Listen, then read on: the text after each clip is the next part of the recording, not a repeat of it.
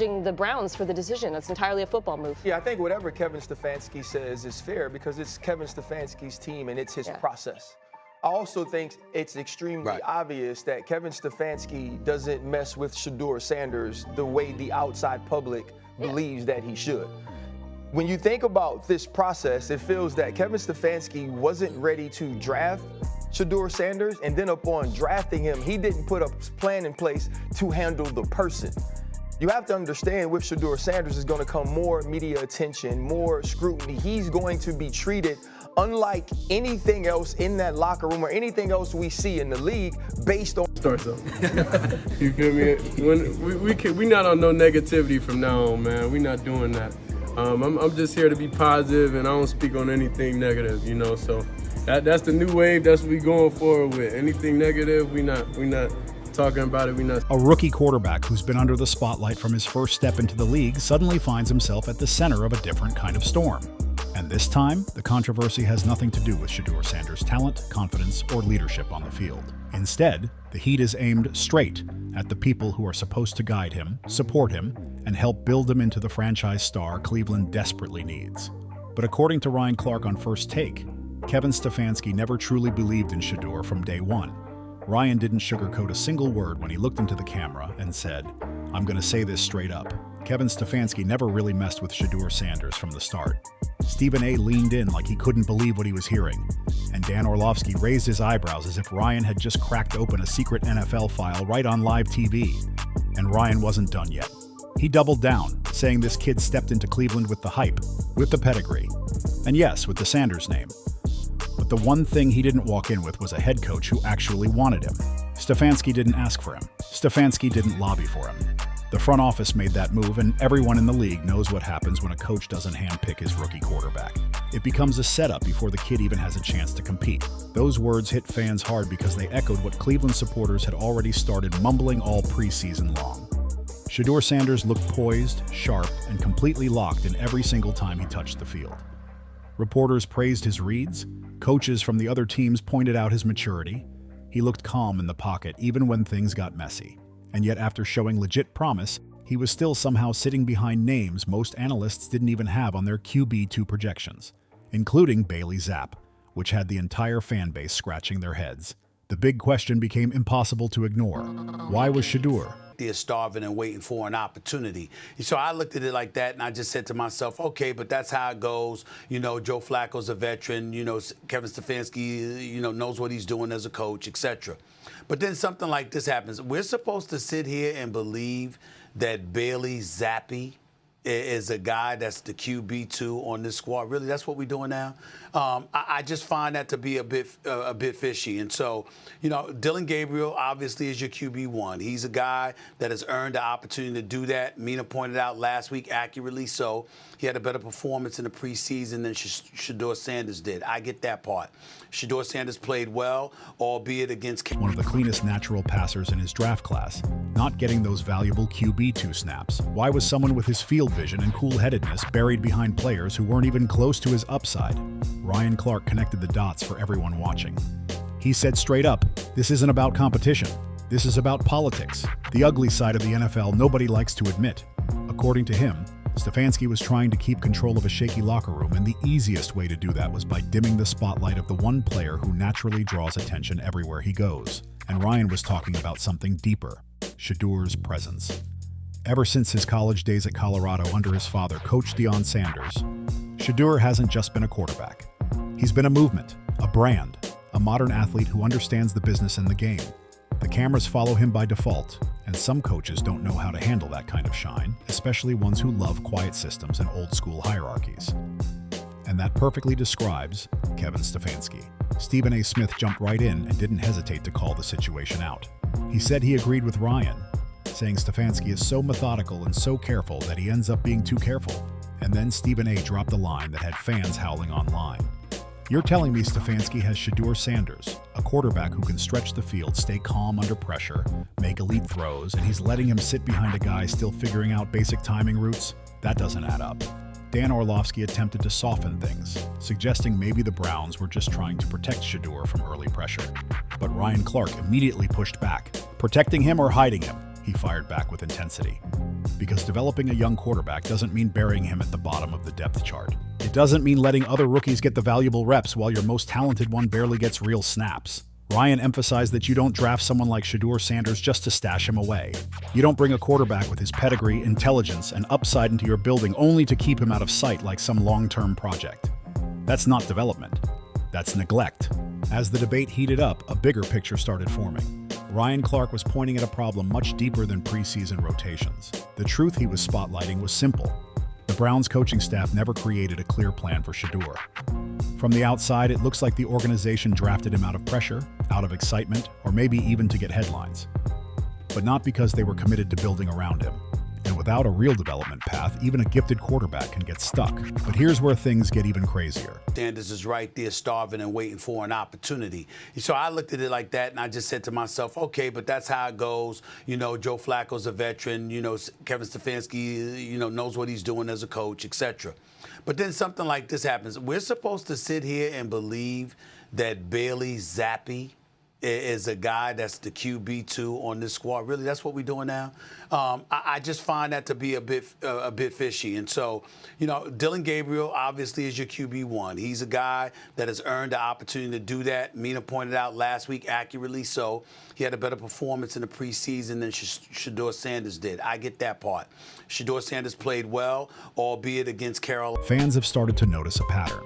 Cleveland has been chasing quarterback answers for years, and every time a promising young player steps up, the organization somehow keeps stumbling over its own decisions. And instead of building around Shadur, it looks like the team might be repeating the same mistakes once again. And if Stefanski really didn't want Shadur from the start, then this entire situation becomes even more chaotic. Because no rookie quarterback can thrive with one foot on the field and the other stuck in a coach's doubts. And the longer this continues, the more the league starts whispering about whether Cleveland is wasting the biggest opportunity they've had in years. A potential franchise quarterback who's ready to compete right now. Ryan compared the whole situation to something straight out of Kobe Bryant's early years, and the moment he said it, the studio got quiet.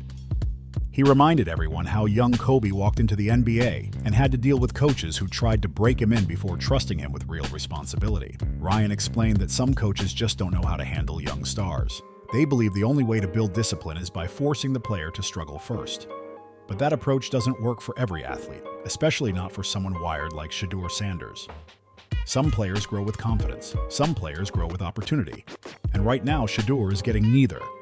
Back in Cleveland, the media is catching on and the questions are getting louder by the day. Beat reporters have noticed something strange. Stefanski rarely even mentions Shedeur Sanders by name when talking about quarterback development.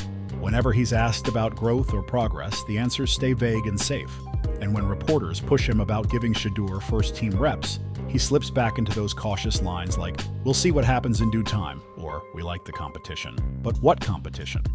Because when Joe Flacco struggled and Bailey Zappi couldn't move the offense, the obvious next man up should have been Shadur. Instead, the staff kept rotating backup names like they were avoiding the one choice that actually made sense. It made fans online lose their minds. People on X started calling it what it looked like: Shadur suppression. They posted side-by-side clips of Shadur's clean, precise throws in camp next to clips of Zap missing wide-open reads in practice. And honestly, the difference was impossible to ignore. Ryan Clark's comments didn't just call out Stefanski, they validated the frustration thousands of fans had been sitting with for weeks. And then Ryan dropped the line that set the internet on fire. He said, "If this coaching staff don't believe in him, then let him go somewhere that does. Trade him now. Don't waste his time. Don't waste his prime years sitting behind people who ain't even close to his level." That line cracked the football world open. Within hours, social media exploded with hashtags like #FreeShadur and #LetHimPlay trending across the country. Former players even jumped into the conversation. Chad Johnson tweeted, "Ryan Clark spitting facts. You don't bench a QB like that unless you're scared of the noise he brings." And Deion Sanders himself posted a subtle message that fans instantly linked to the drama in Cleveland. It simply read, "God's plan will always expose what's hidden in Cleveland." The locker room dynamic is getting tense too. Several players who bonded with Shadur during camp have been talking about his work ethic and humility. The week play out, make a decision later on that. Yeah, I imagine that Stefanski has a long list of things he's got to think long and hard about over there with that squad. But this not knowing the backup QB, is that fair or foul, Stephen A., for Stefanski? I think it's...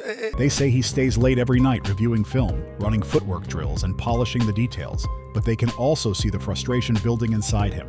Not because of the media noise, but because he genuinely feels like he hasn't been given a fair shot to compete. A source close to the team told local reporters, "Shadur is not asking for a crown, he's asking for reps." That statement alone said everything. Meanwhile, the coaching staff is still trying to downplay the whole situation, calling it normal competition. But even inside the organization, there are whispers that Stefanski's approach might blow up in his face. One insider put it bluntly, if Stefanski doesn't handle this right, he might lose the locker room. Some of the veterans already think Shadur deserves a chance. If the coach keeps ignoring what's obvious, it's going to divide the team. That's exactly the danger Ryan Clark was warning about, because once leadership loses credibility, the locker room starts choosing sides, and that can sink a season faster than a blown coverage. Shedeur Sanders represents more than just another rookie quarterback. He represents the new era of NFL athletes, players with their own brand, their own following, and the confidence to walk into any building knowing their worth. He doesn't fit the quiet, low-profile style that Kevin Stefanski prefers, but the league has changed. Today's quarterbacks aren't just passers. They're faces of the franchise, voices of the city, leaders in front of cameras and in the huddle. And if a coach can't adapt, he risks losing games, losing players, and losing the modern locker room. Ryan Clark summed it up perfectly when he said, "Stefanski is trying to coach like it's 2005, but the reality is it's 2025. You don't silence players anymore. You empower them. You build around them. You give them the tools to thrive, not hide them behind veterans who aren't part of the long-term plan." After the broadcast aired, the speculation around Shedur's future in Cleveland kicked into overdrive. Sports analysts started listing potential trade destinations. Fan bases began daydreaming about landing him, and insiders whispered that several teams would line up immediately if the Browns even hinted at taking calls. And just when it felt like the fire couldn't burn any hotter, national media outlets began questioning whether Cleveland is on the brink of wasting another quarterback with franchise potential. Analysts pointed out that the Browns have a reputation for mishandling young talent, and some believe this could be the biggest mistake yet if they don't fix it soon. At the same time, fans around the league are starting to wonder if this is the beginning of a major turning point, not just for Shedeur Sanders, but for how young quarterbacks expect to be treated in today's NFL.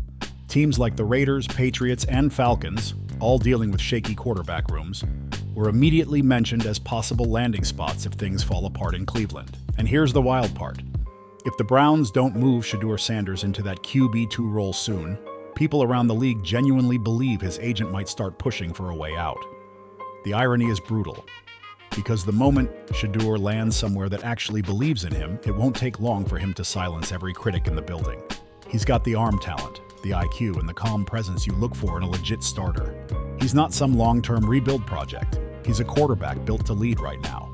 The Browns can pretend they're letting the week play out, but eventually someone in the front office has to make a real decision. Ryan Clark's closing line on First Take wrapped the whole thing up perfectly. He said, "You can't teach swagger, you can't teach composure, and you can't teach legacy." That kid got all three.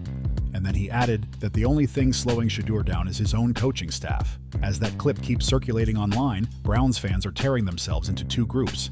Some defend Stefanski's patience, saying pushing a rookie too fast can ruin his confidence. But others aren't buying it at all. They say that excuse is played out and everyone can see what's really happening. No matter which side you're on, one thing is clear. This situation is reaching a breaking point. If Shadur doesn't start getting real snaps soon, the pressure from fans, reporters, and even the locker room might force the Browns to make a move they've been avoiding. Because once the players inside that building start believing in someone more than the head coach does, change becomes unavoidable. Ryan Clark didn't just expose a football problem. He exposed a culture problem inside the organization. He reminded everyone watching that belief, trust, and opportunity matter just as much as playbooks. And when a coach doesn't believe in his young star quarterback, that star is eventually going to find another team that does. So the new question isn't whether Shedeur Sanders is good enough to start. Everyone already knows he is. The real question is whether the Cleveland Browns are strong enough to admit it. Because if they hesitate for too long, another franchise will step in. And by the time Cleveland finally realizes what they had, Shadur might already be shining somewhere else. If you believe Shedeur Sanders deserves that QB2 spot, or maybe even QB1 sooner than expected, drop your thoughts in the comments below. Do you think Kevin Stefanski is holding him back? Or is this part of some larger plan we just can't see yet? The storyline keeps getting bigger and the stakes keep rising. Either way, this saga is nowhere near finished, and the next chapter of Shedeur Sanders' journey might turn into the biggest comeback we've seen from a young quarterback in years. And trust me, with everything swirling around Cleveland right now, the story is only getting louder. Two things are certain. The pressure is rising, and Shedeur Sanders isn't backing down. And if the Browns don't take the chance sitting right in front of them, another team will, and they won't hesitate.